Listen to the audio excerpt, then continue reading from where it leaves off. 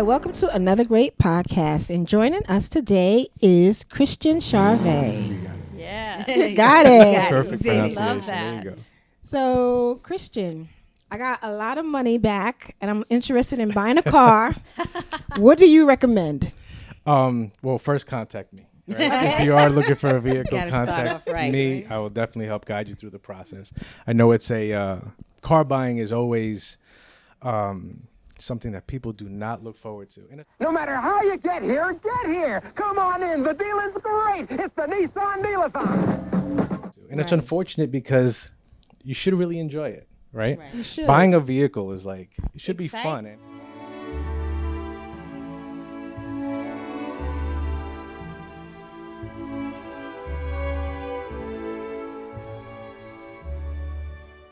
Unfortunately, Especially if it's your first car. Yeah. Oh, forget it. Yeah, it's first car. It's one of those things that I feel, even as dealers, we make it Right. harder than it has to be. Right. So it's something that if we can help navigate the process, we're more than happy to do so. And why do you think that's the case? Because I'm always, when I go into a car dealership, I'm like, I don't have no money. Don't try to upsell me. I don't have any money. So that's one thing. I will tell you this. So as much as the dealerships can make it difficult, sometimes consumers do make it harder than it has to be also. But it's because of what they've experienced in the past, right? Yeah. So you're coming into the dealership with the mindset of, hey, I'm going to be upsold. I don't want to do that. Right. I would tell you this. The car business is a great industry, and there are great people in the automotive industry.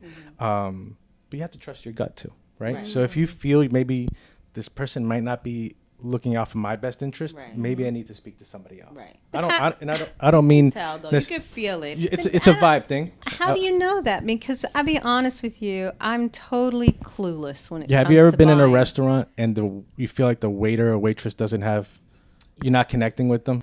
So what don't you want? Pardon? What don't you want?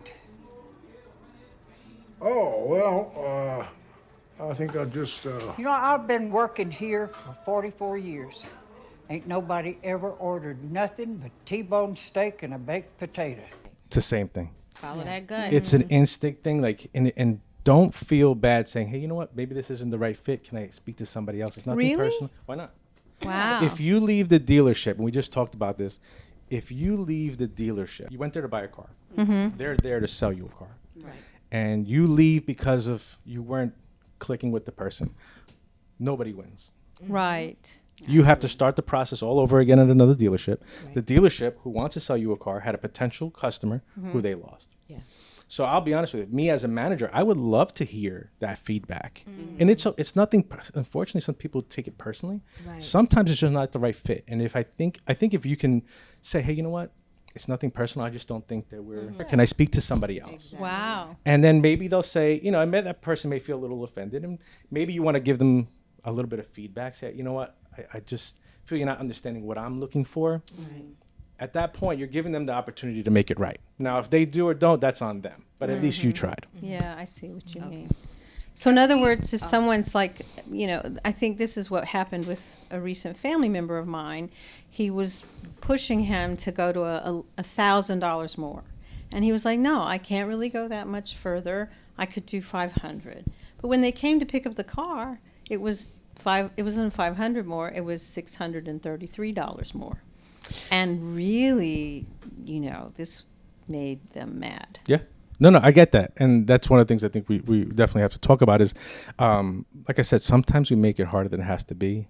Yeah. But getting back to what as far as that goes, you have to have your understanding of your finances and where you want to be Right. and be able to stick to it. Now, if there is an explanation for it, sometimes there are things like plate fees and registration fees.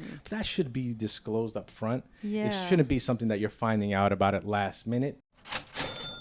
I've always done business where what we talk about now is exactly what you'll get when you come to pick up your car.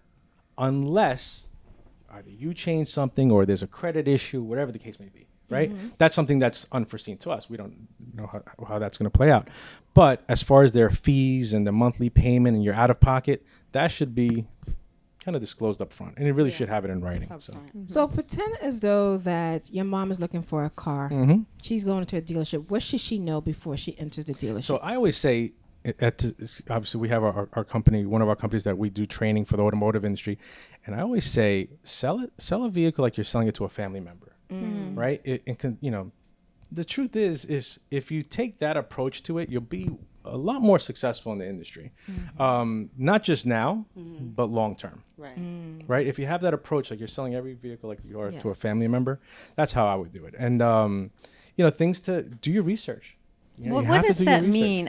I love it when people say do your research, but to be honest with you, I'm kind of clueless when it comes to a car, and so I don't even know what to think about with research. Like, do I do electric? Do I do something that's a combo? Hybrid. Exactly. I mean, what do I even? How do want I a even? Maybach? I was a actually Benz. looking for a car Exactly. for my son. Should and it be- someone mentioned, "Oh, do hybrid," and Or I'm like, used? Why? Should I get a used car? Should I lease a Certified, car? owner certified. You So there's know? a ton of questions, right? Right. Yeah. So Christian's like, slow down. no. So, but this is great because I think people need to know where to start, right? And Right. unfortunately, they go to a dealership Yeah. to kind of get the information and they don't really know what they want. So Right. that kind of makes the interaction a lot more difficult, right?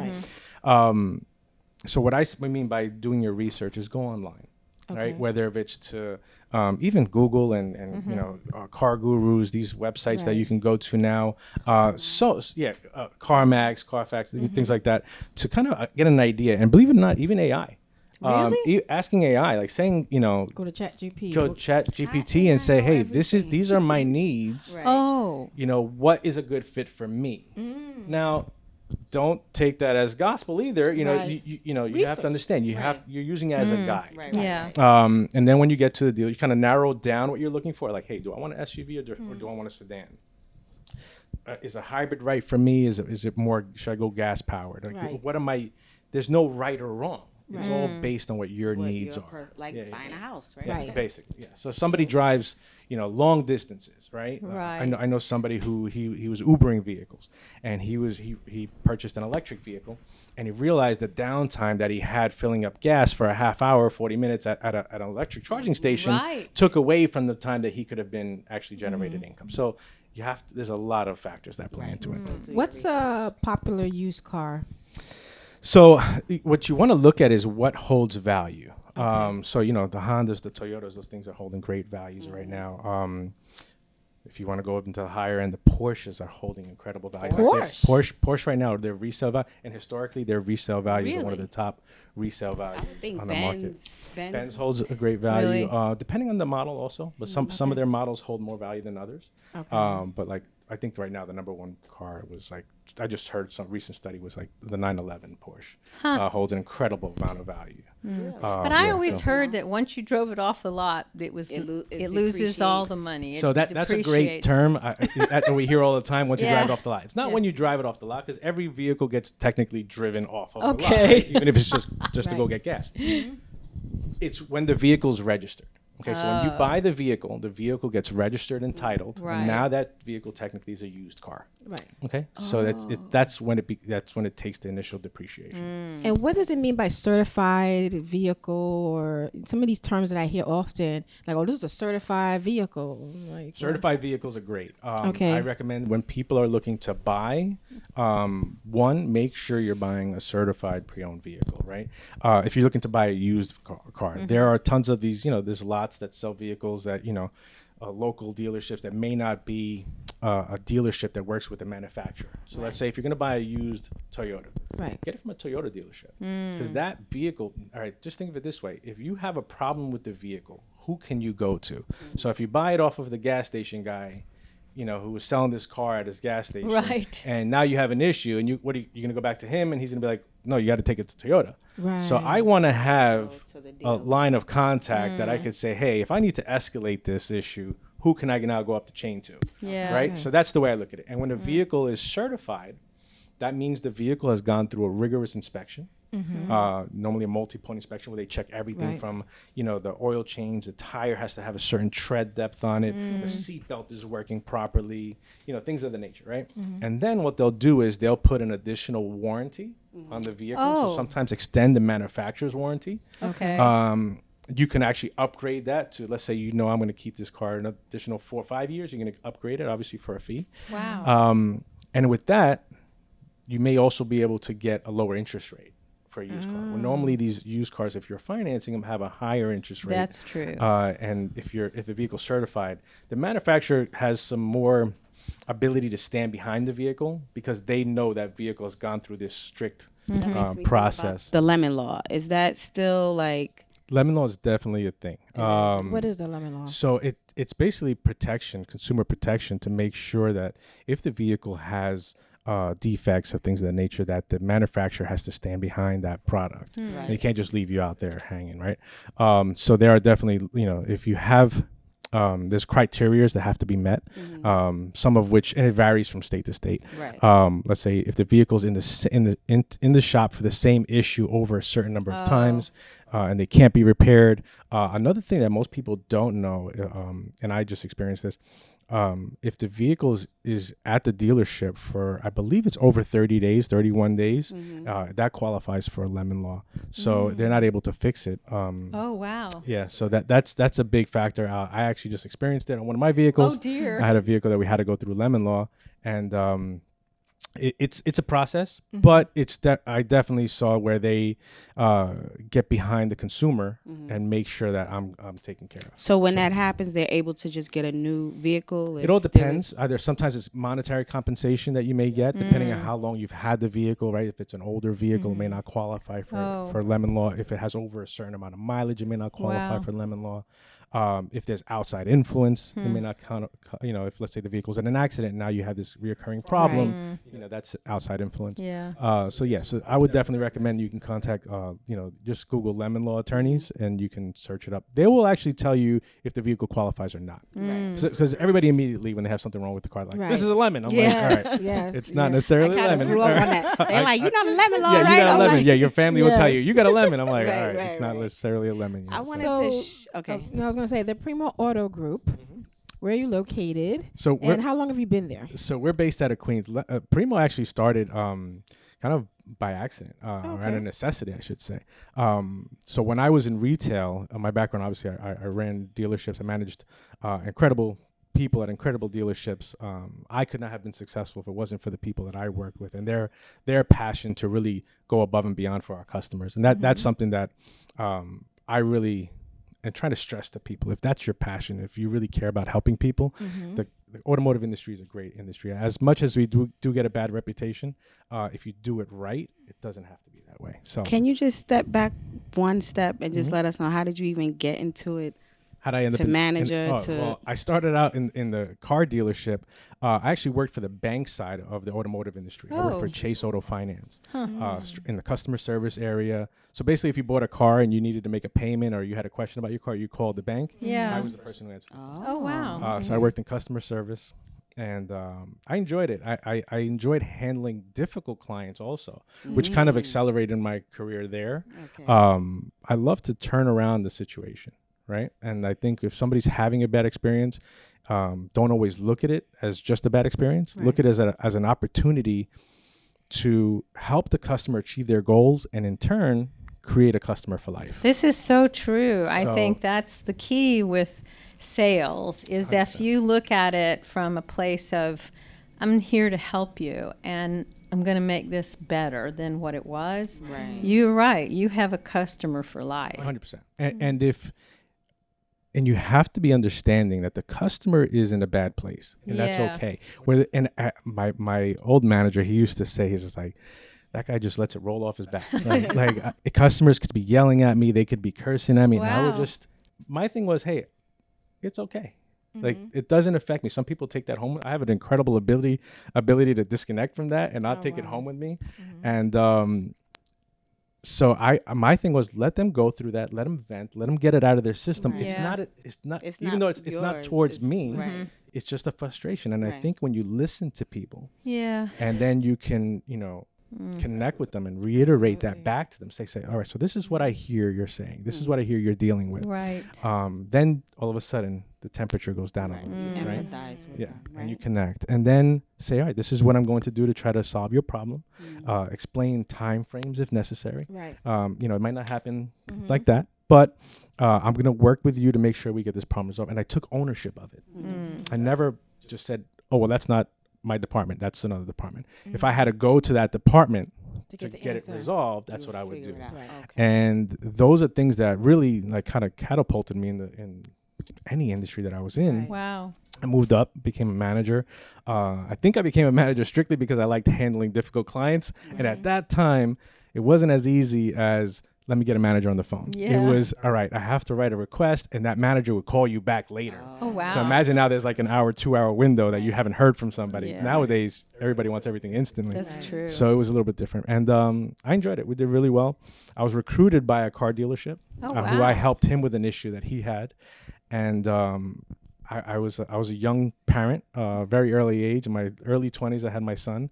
And basically he said, hey, if you take care of people the way you take care of me, you can make six figures Oh, in my. automotive. And I was making about $43,000 a year That's at that time. amazing. Right. And that like kind of piqued an The interest. light bulb went on. Yeah, and I was just like, all right. So then car sales, I was Hmm. like, he's like, you should really give it a shot. It's not what you think. And Mm-hmm. I remember my mother had my business card on the refrigerator. I was at Chase. I was like to her, I was an executive at Chase, and I learned so much at Chase. And I'm sure. I still talk about this so much as far as how to handle customers, and Right. even as something as simple as when you put somebody on hold to come back and Yes. say, hey, I didn't forget about you. I'm still That's working right. on it. I'm gonna keep you on hold for a Those couple more little minutes. details. And I when I do deal with people on the phone, you see it that it's not happening. And Right.